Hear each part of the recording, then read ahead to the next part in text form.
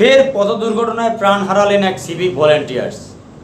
এর আগে বারবার ভিডিওতে চর্চা করেছি সিভিক ভলেন্টিয়ার্স এভাবে প্রাণ হারাচ্ছেন, তার বিনিময়ে ফ্যামিলি কি পাচ্ছে, ফ্যামিলি কিচ্ছু পাচ্ছে কি, সেই বিষয়ে বারবার দাবি করেছি, রাজ্য সরকারের দৃষ্টি আকর্ষণ করছি। যদি এরকম ভিডিও আপনাদের ভালো লাগে চ্যানেলটিকে লাইক, শেয়ার, কমেন্ট এবং সাবস্ক্রাইব করতে ভুলবেন না। রাত দিন তাদের সমস্যা একদিনের পর দিন কিন্তু সিভিক ভলেন্টিয়ার্সদের এখন আবার বাড়তে চলছে।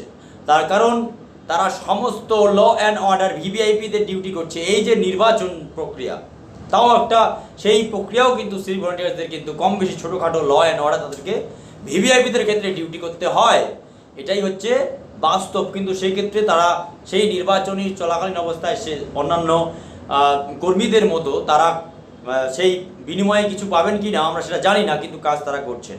তো যাই হোক, দেরি না করে শুরু করছি। পশ্চিম বর্ধমানে জামুরিয়ায় পথ দুর্ঘটনায় প্রাণ গেল এক সিভিক ভলেন্টিয়ার্স। তার নাম রমেশ বাউরি।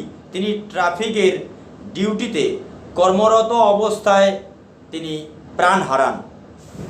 19 নং জাতীয় সড়কের তার ট্রাফিকের ডিউটি ছিল। তিনি সিগন্যাল দেওয়ার পরে, হ্যান্ড সিগন্যাল দেওয়ার পরে বেশ কিছু গাড়ি থেমে যায়, কিন্তু একটি গাড়ি হঠাৎ করে বেপরোয়া হয়ে সেই গাড়ি এসে সেই তোমার দায়িত্বপ্রাপ্ত ট্রাফিকে রমেশ বাউরির লাগে। ফলে পরবর্তীতে তাকে হাসপাতালে নিয়ে গেলে ডাক্তারবাবুরা তাকে মৃত বলে ঘোষণা করে। দৃষ্টি আকর্ষণ করছি রাজ্য সরকারের এই ভিডিওর মাধ্যমে, সমস্ত দৃষ্টিভঙ্গি থেকে পরিষ্কারভাবে যদি এই দুর্ঘটনা ঘটতে থাকে সিভিক ভলেন্টিয়ারদের জন্য কোনো কিছু না হয়, তাহলে অবশ্যই আগামীতে কিন্তু একটা সিভিক ভলেন্টিয়ারদের বিরাট চিন্তার কারণ হচ্ছে। একমাত্র উপার্জনকারী তিনি ছিলেন সেই সিভিক ভলেন্টিয়ার্স রমেশ বাউরি।